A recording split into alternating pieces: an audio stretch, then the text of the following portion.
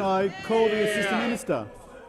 Well, thanks, Mr Deputy Speaker. I mean, this MPI from the Shadow Treasurer refers to the failures of this budget. Now, if he wants to talk about failures, he doesn't need to look any further than the member for Lilly behind him, ably assisted by the member for Rankin.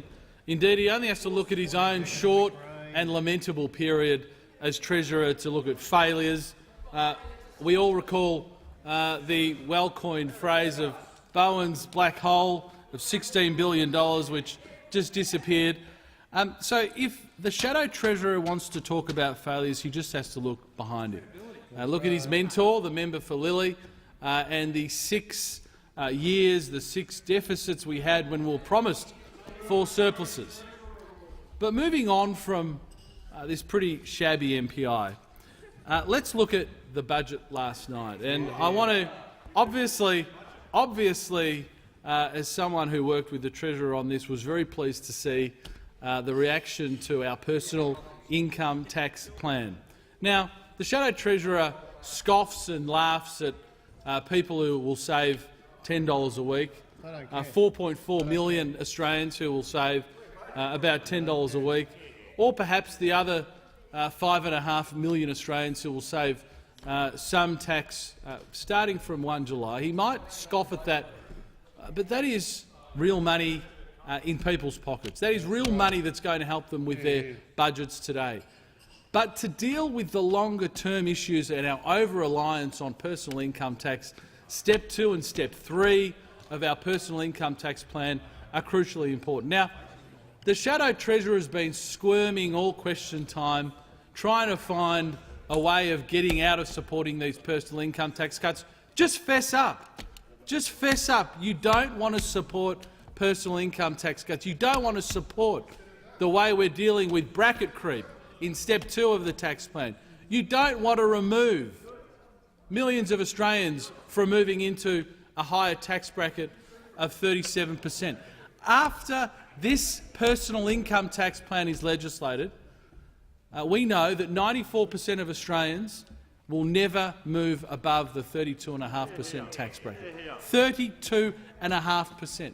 So for millions of Australians, they won't have to worry about taking on those extra hours, getting that happy and unexpected promotion that leads to a pay rise, pushing them into a higher tax bracket. Because in the end, I mean, the thing that separates our two parties, the Treasurer spoke a bit about in question time, and that is the view of the Shadow Treasurer and the Labor Party that somehow money that you earn as an individual belongs to the government first, and what they just happily or generously bestow upon you is something that you should be very, very grateful for, as opposed to us in the coalition who believe it's your money and we've got to have a very good reason for taking it off you.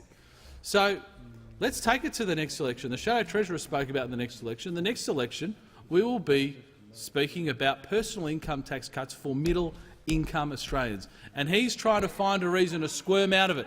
You don't need a reason, Shadow Treasurer. You don't need an excuse to squirm out of it. Just be proud and say you don't want to support personal income tax reductions. Just be proud. Don't try and find these faux excuses to squirm you out of it because you're too ashamed to talk about it. Just be proud that you believe in higher taxes, because you've lost the argument, sadly, with your leader. You've lost the argument with the left wing of your party, who have basically said, no, we want higher taxes and higher spending. Now, the other thing that we did in the budget wasn't just about backing individuals and backing those who want to aspire for more and work hard. We're also backing businesses. And again, the Shadow Treasurer in question time, his question's very interesting, because his questions in question time indicated that they are planning on reversing our small business tax cuts. So apparently, if you're a small cafe with half a dozen employees, you're a retail shop with half a dozen employees, you might be a small manufacturer with only a couple of employees, that you're somehow going to be treated as an Apple or a Google, a big, bad corporate, as the Labor Party would refer to them. Well, you go to the next election promising to wind back those tax cuts for small businesses, because we know small family enterprises, they reinvest everything that they save back into their businesses. They grow their businesses. They invest in their staff. Often they treat their staff more like family members than employees. So the Shadow Treasurer again should be very loud and proud that he's going to go to the election saying, no, we don't want personal income tax cuts for middle-income earners. We don't want we want to reverse the tax cuts that have already been legislated in relation to small businesses. Don't try and find these shabby excuses to vote against them or to reverse these tax cuts. Just be proud about what you're doing, because the Australian people will punish you for it, no doubt. Now, the other aspect of this year's budget is our early return to budget balance. Now, the significance of this is the contrasts to the Labor Party.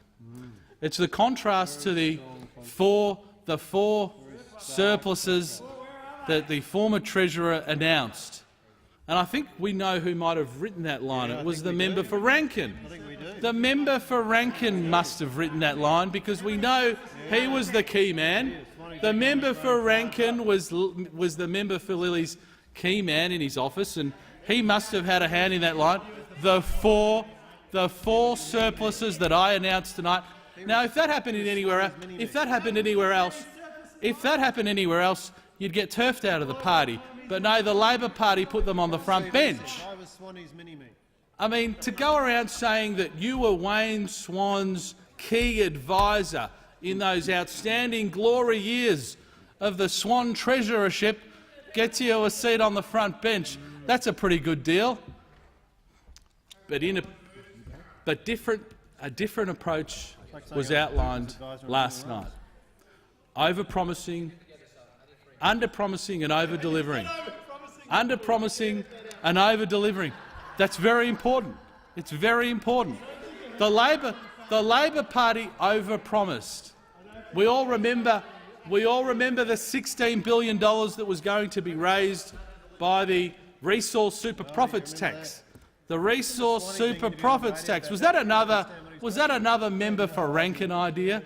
The resource super profits tax, which then morphed into the MRRT, which didn't raise anywhere near the $16 billion that it was supposed to raise and was going to be spent. I mean, this is the credibility of the party that we're dealing with here. A different approach was outlined last night.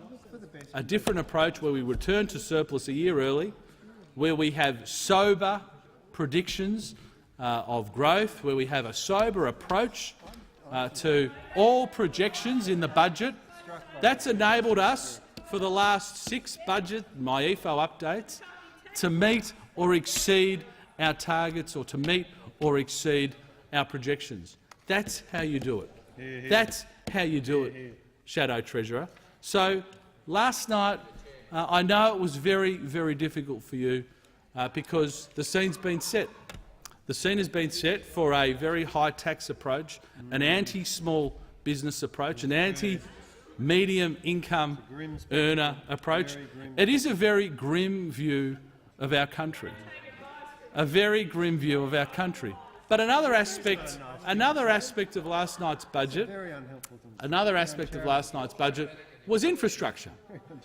I must say, as a Melburnian, to see $5 billion for the airport rail link, long overdue, I think most Melburnians would say, is a key investment from this government. $3 billion recommitted for the East-West Link, that the Labor Party so shamelessly spent $1.3 billion cancelling.